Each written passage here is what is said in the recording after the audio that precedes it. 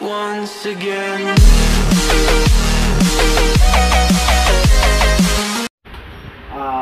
Hello guys, meron tayo dito board. Model na board ay P752831 version 6.0. Standby po siya. Standby po ang error nito. Ayaw po magsindi, pero kompleto naman ang voltahe nito. So, testing natin sa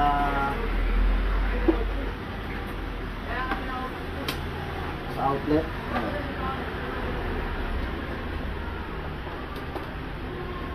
So, ito po, standby lang po yan. Hindi po siya gumagana. Okay?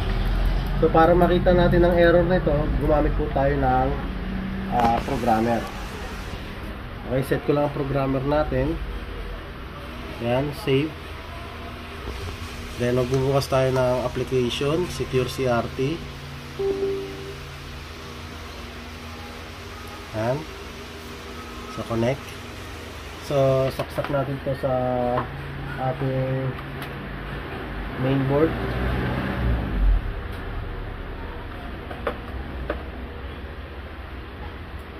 Saksak po natin dito. Ayan.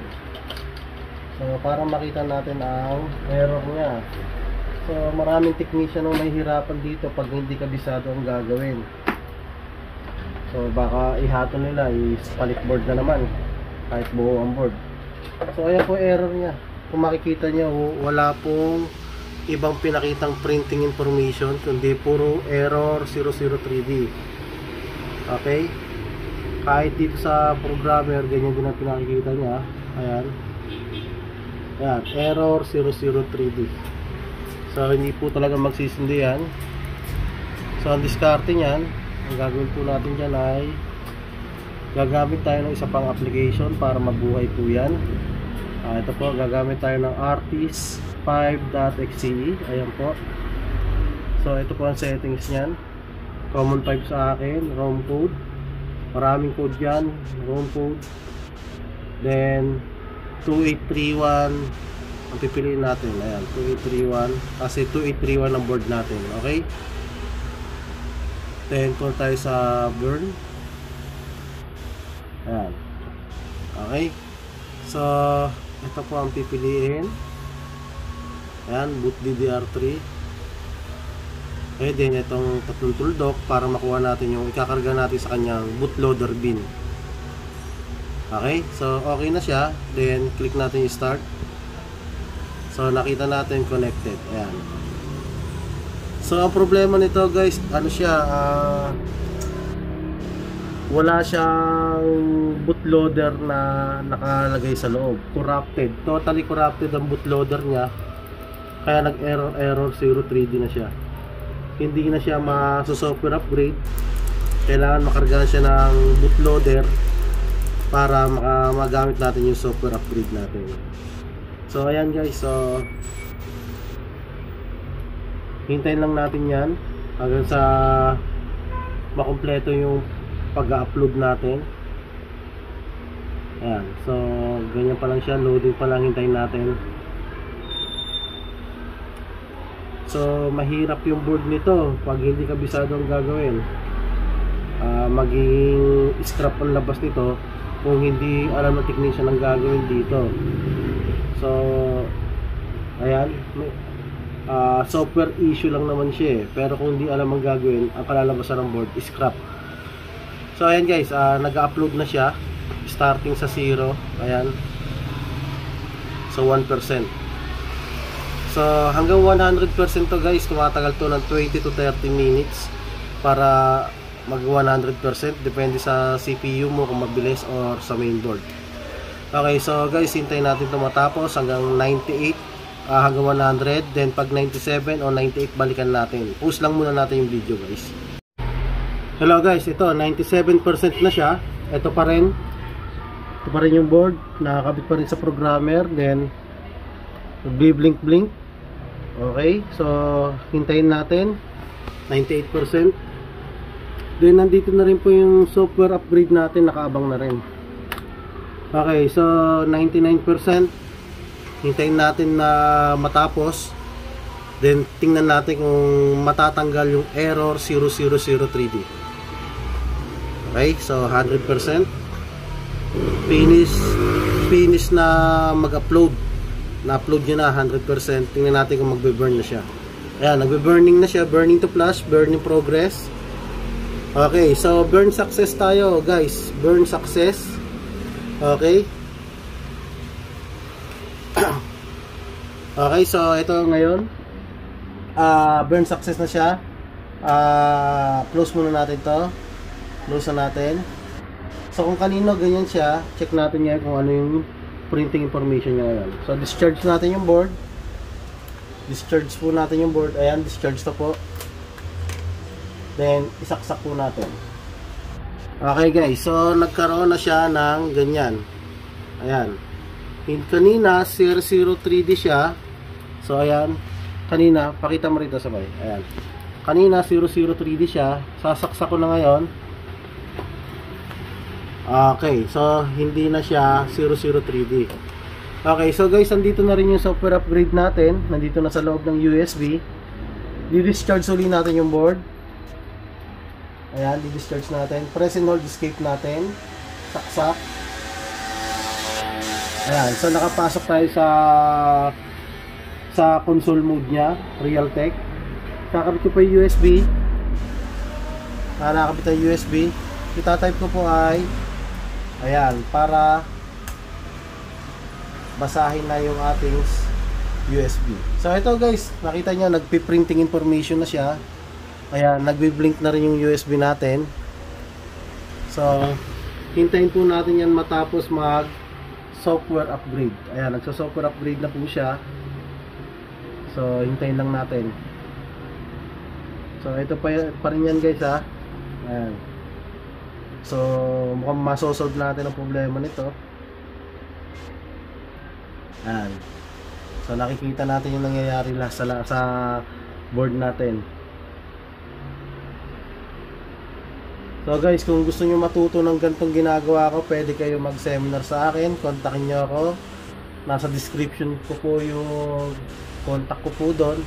Then pwede kayo mag-avail ng seminar para matutunan nyo yung pagpo-program nito.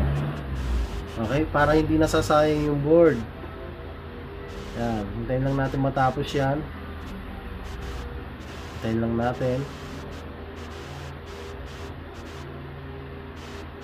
So patuloy pa rin yung blink mo. Yan, patuloy pa rin. Hintayin lang natin yan. Yan.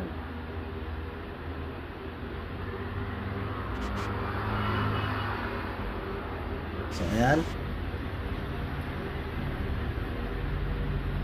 So patuloy pa rin yung printing information niya. Yan, tuloy-tuloy lang yan.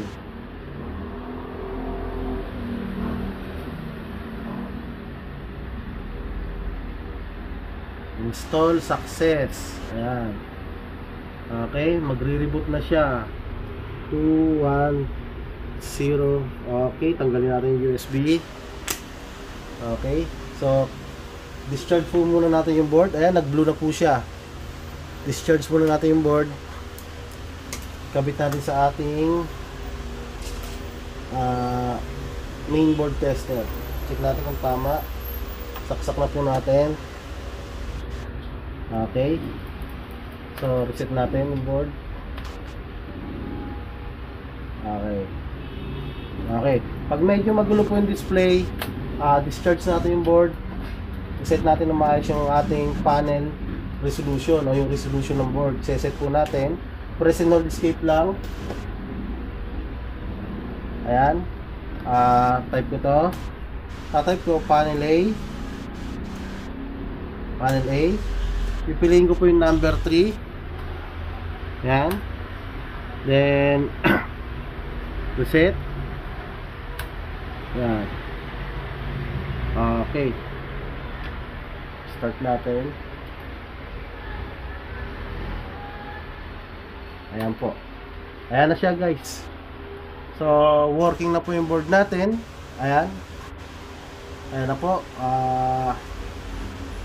Nasa Android na siya. Medyo matagal nga lang po yung pagbuboot niyan sa umpisa kasi bagong karga lang natin ang software upgrade.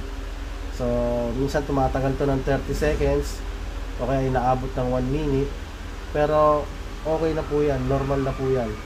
Magtutuloy-tuloy po yan. Yan, magtutuloy-tuloy po yan. Hintay lang po natin, huwag tayo mainit. Hindi po yan nakahang. Tuloy-tuloy kasi kakatapos lang natin mag software upgrade. Saka wala naman pinakikitang error dito sa printing information. Medyo may katagalan nga lang talaga pag sa umpisa pa lang, yung kauna-unahang pagbuboot. Pero pag natapos siya sa unang yung pagbuboot, then ginamit natin ulit, hindi na ganyan katagal yan. Normal na po yan. So guys, hintayin lang natin yan. Huwag tayo mainit. Kasi iseset pa ho natin yan. Habang hintayin natin yan, meron po tayo dito USB remote. Handa ako na rin. Para magamit natin mamaya. So itong USB remote guys, kung wala kang remote, pwede may kabit dito yan. Para mag-out mo siya. So i-on mo lang yan. Ayan. So hihintayin lang natin matapos yung booting yan. Ayan. So lalabas dyan Android. Medyo may katagalan nga na sa umpisa ng booting. Ayan.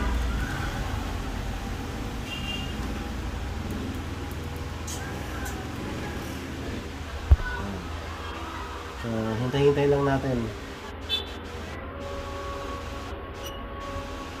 Ayan.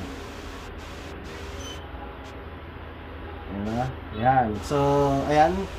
Lumabas na rin dito sa printing information niya. Loop 20, delay 25 seconds. Okay, so ayan, makikita nyo guys. Gumagana yung USB remote ko dyan. Next ko lang. Next ko lang. Next ko lang. Okay. Then, finish. Ayan. So kung makikita nyo guys, successful tayo. Buo na uli yung board natin. Ayan po. Buo na yan. So meron na siyang Netflix. Meron na siyang YouTube. So job well done tayo dito sa board na to. Hindi na siya may scrap. Magagamit na uli siya ng ating customer. Hindi natin siya pinalitan. Okay? So ganun lang po yung simple guys. Pero kailangan pag-aralan mo. Okay, thank you po. Huwag niyo kalimutan mag-subscribe sa channel namin, C4 Electronics TV. I-click niyo yung bell icon para lagi kayo updated sa mga bagong tutorial video. Thank you guys.